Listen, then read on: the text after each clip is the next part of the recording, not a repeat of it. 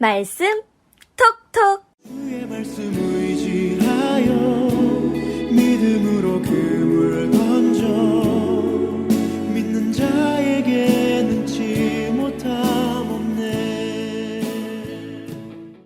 제24장. 안식 후 첫날 새벽에 이 여자들이 그 준비한 향품을 가지고 무덤에 가서 돌이 무덤에서 굴려 옮겨진 것을 보고 들어가니 주 예수의 시체가 보이지 아니하더라. 이로 인하여 근심할 때에 문득 찬란한 옷을 입은 두 사람이 곁에 섰는지라. 여자들이 두려워 얼굴을 땅에 대니 두 사람이 이르되, 어찌하여 살아있는 자를 죽은 자 가운데서 찾느냐? 여기 계시지 않고 살아나셨느니라. 갈릴리에 계실 때에 너희에게 어떻게 말씀하셨는지를 기억하라. 인자가 죄인의 손에 넘겨져 십자가에 못 박히고 제3일에 다시 살아나야 하리라 하셨느니라. 한데 그들이 예수의 말씀을 기억하고 무덤에서 돌아가 이 모든 것을 11사도와 다른 모든 이에게 알리니, 이 여자들은 막달라 마리아와 요한나와 야고보의 모친 마리아라. 또 그들과 함께 한 다른 여자들도 이것을 사도들에게 알리니라. 사도들은 그들의 말이 허탄한 듯이 들려 믿지 아니하나 베드로는 일어나 무덤에 달려가서 구부려 들여다보니 세마포만 보이는지라. 그 된 일을 놀랍게 여기며 집으로 돌아가니라. 그날에 그들 중 둘이 예루살렘에서 25里되는 엠마오라 하는 마을로 가면서 이 모든 된 일을 서로 이야기하더라. 그들이 서로 이야기하며 문의할 때에 예수께서 가까이 이르러 그들과 동행하시나 그들의 눈이 가리어져서 그인 줄 알아보지 못하거늘 예수께서 이르시되, 너희가 길 가면서 서로 주고받고 하는 이야기가 무엇이냐? 하시니 두 사람이 슬픈 빛을 띠고 머물러 서더라. 그 한 사람인 글로바라 하는 자가 대답하여 이르되, 당신이 예루살렘에 체류하면서도 요즘 거기서 된 일을 혼자만 알지 못하느냐? 무슨 일이냐? 나사렛 예수의 일이니 그는 하나님과 모든 백성 앞에서 말과 일에 능하신 선지자이거늘 우리 대제사장들과 관리들이 사형 판결에 넘겨주어 십자가에 못 박았느니라. 우리는 이 사람이 이스라엘을 속량할 자라고 바랐노라. 이뿐 아니라 이 일이 일어난 지가 사흘째요. 또한 우리 중에 어떤 여자들이 우리로 놀라게 하였으니 이는 그들이 새벽에 무덤에 갔다가 그의 시체는 보지 못하고 와서 그가 살아나셨다 하는 천사들의 나타남을 보았다 함이라. 또 우리와 함께 한 자 중에 두어 사람이 무덤에 가 과연 여자들이 말한 바와 같음을 보았으나 예수는 보지 못하였느니라. 미련하고 선지자들이 말한 모든 것을 마음에 더디 믿는 자들이여, 그리스도가 이런 고난을 받고 자기의 영광에 들어가야 할 것이 아니냐? 이에 모세와 모든 선지자의 글로 시작하여 모든 성경에 쓴 바 자기에 관한 것을 자세히 설명하시니라. 그들이 가는 마을에 가까이 가매 예수는 더 가려 하는 것 같이 하시니 그들이 강권하여 이르되, 우리와 함께 유하사이다. 때가 저물어 가고 날이 이미 기울었나이다. 이에 그들과 함께 유하러 들어가시니라. 그들과 함께 음식 잡수실 때에 떡을 가지사 축사하시고 떼어 그들에게 주시니 그들의 눈이 밝아져 그인 줄 알아보더니 예수는 그들에게 보이지 아니하시는지라. 그들이 서로 말하되, 길에서 우리에게 말씀하시고 우리에게 성경을 풀어주실 때에 우리 속에서 마음이 뜨겁지 아니하더냐? 곧 그때로 일어나 예루살렘에 돌아가 보니 11 제자 및 그들과 함께한 자들이 모여있어 말하기를, 주께서 과연 살아나시고 시몬에게 보이셨다. 두 사람도 길에서 된 일과 예수께서 떡을 떼심으로 자기들에게 알려주신 것을 말하더라. 이 말을 할 때 예수께서 친히 그들 가운데 서서 이르시되, 너희에게 평강이 있을지어다. 그들이 놀라고 무서워하여 그 보는 것을 영으로 생각하는지라.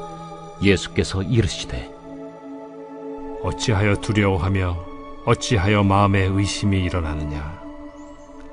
내 손과 발을 보고 나인 줄 알라. 또 나를 만져보라. 영은 살과 뼈가 없으되 너희 보는 바와 같이 나는 있느니라.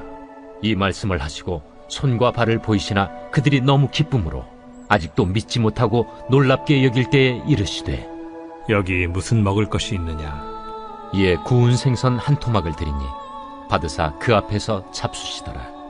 또 이르시되 내가 너희와 함께 있을 때 너희에게 말한 바 곧 모세의 율법과 선지자의 글과 시편의 나를 가리켜 기록된 모든 것이 이루어져야 하리라 한 말이 이것이라.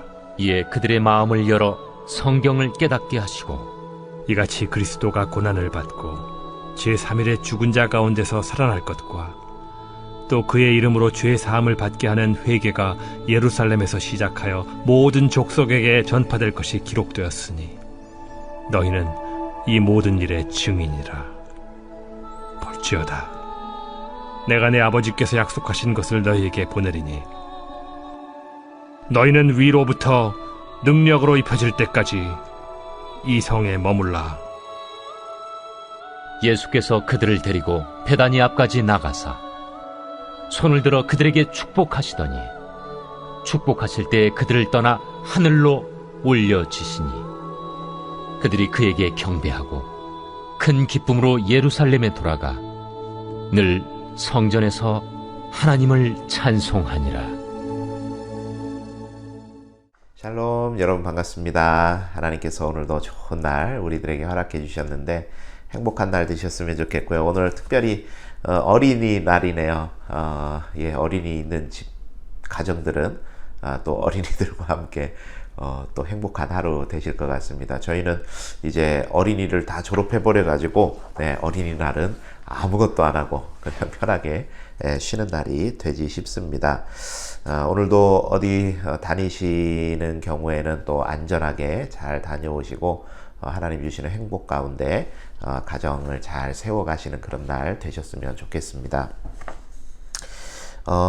우리 그리스도인들이 살아가는 삶에 있어서 가장 중요한 것이라고 하면 뭐 여러 가지 이야기할 수 있겠습니다만 눈에 보이지 않는 믿음, 이 믿음이라는 게 가장 중요하지 않겠습니까? 믿음이 삶을 규정하고 믿음이 삶을 살아내는 능력이 된다. 이 말이 참 많이 와닿고 하루하루 실감할 수가 있는 그런 내용입니다. 오늘 본문에 보니까 이제 예수님의 부활이 실제로 일어나게 되는데 누가는 저자였던 누가는 이 예수님의 부활 사건을 전함에 있어서 엠마오로 향하던 두 제자의 발걸음 그리고 그 시야를 통해서 이 예수님의 부활을 전하고 있습니다. 왜 가는지 또 엠마오가 어디인지 뭐 정확하게 우리가 알 수는 없습니다만 요한복음 21장에 보면 예수님 돌아가신 후에 많은 제자들이 그들의 생업으로 돌아가거나 아니면 고향으로 돌아갔다 그렇게 하는 걸 보니까 이 엠마오로 가던 두 제자도 이제 생업으로나 혹은 고향으로 돌아가는 그런 발걸음이었던 것 같습니다. 돌아간다는 건 예수님의 죽으심으로 인해서 낙심한 제자들이라는 것을 알 수가 있는 것이죠. 그 가는 길에 이제 예수님에 대해서 오랜 시간 이야기를 했던 것 같습니다. 예수님께서 지금까지 하셨던 일들, 그리고 뭐 십자가에 달려 돌아가신 일, 뒤에 한 여인이 무덤을 받고 뭐 지금까지 빈 무덤을 봤다 하는 일, 뭐 지금까지 많은 사람들의 입에 오르내리는 그런 이제 이야기들을 그들이 들었겠죠. 그때 예수님께서 나타나셔서 물으십니다. 무슨 이야기 하는 것이냐? 두 사람은 그렇게 말을 하죠. 아니, 이 큰 이슈를 당신은 어떻게 모르고 있냐 하면서 예수님께 이 예수님에 대한 이야기를 하게 됩니다. 그런데 의미심장한 내용이 나와요. 그 30절, 31절에 보면 그들과 함께 음식 잡수실 때 떡을 가시사 축사하시고 떼어 그들에게 주시니 그들의 눈이 밝아져 그인 줄 알아보더니 예수는 그들에게 보이지 아니하시는지라. 이런 거죠. 지금까지 예수님이 계셨습니다. 예수님께서 일어난 일들에 대해 자세히 풀어 설명도 해주셨어요. 오랜 시간을 같이 걸어왔습니다. 그런데 알아보죠? 못 알아봅니까? 못 알아봅니까? 못 알아보고 있는 거죠. 몰라봐요. 실체를 눈앞에 두고 있지만 알아보지를 못합니다. 그런데 예수님과 함께 떡을 떼어 먹으면서 예수님께서 축사하실 때 성경이 이렇게 기록을 하죠. 그들의 눈이 밝아져 그인 줄 알아봤다. 여러분, 이 눈이 어떤 눈이겠습니까? 육신의 눈인가요? 육신의 눈은 오늘 하루 종일을 예수님을 봤어요. 그런데 못 봐요. 그러나 지금 그들이 뜬 것은 믿음의 눈이라 표현할 수 있겠죠. 믿음의 눈이 떠지니까 예수님을 알아볼 수 있게 됐던 겁니다.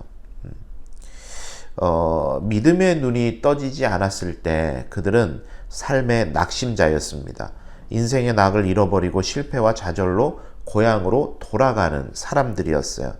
그런데 믿음의 눈이 떠지니까 예수님을 알아보게 되고 그들의 인생에 이제 어떤 일이 벌어지냐면 33절 이후에 보면 예루살렘으로 돌아가 갔다, 그렇게 이야기를 합니다.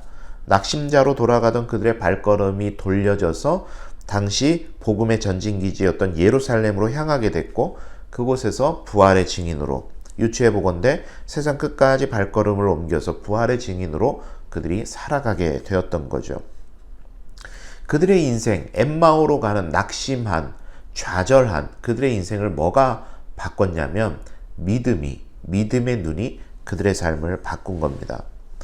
하박국서는 우리가 잘 아는 무화과 나무 잎이 마르고 하는 그 찬양이 있는 하박국서는 고난을 노래한 책이다, 이렇게 불릴 정도로 사실 상당한 고난 가운데 침묵하시는 하나님에 대한 하박국의 눈물 어린 고백이 담겨 있는 게 하박국서입니다. 그런데 그 책을 깊이 있게 묵상을 하다 보면 하나님께서는 안 계신 게 아니라, 일하지 않으시는 것이 아니라 하나님의 가장 선하신 뜻과 섭리 속에서 기다리고 계신다라는 사실을 발견할 수가 있습니다. 그래서 그가 마지막에 노래하는 겁니다. 아무것도 없을지라도 하나님으로 인해서 기뻐하겠노라. 처음에 우리가 믿음의 눈이 없으면 고난이 그저 고난으로 보이죠. 그러나 믿음의 눈이 떠지게 되면 고난은 곧 하나님께서 우리들에게 역사하시고자 하는, 새로운 일을 행하시고자 하는 그러한 기회가 되고 또 하나님의 축복의 통로가 되는 것입니다.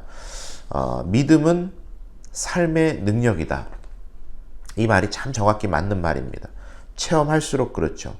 믿음 있는 자는 믿음으로 살고 믿음의 실체를 봅니다.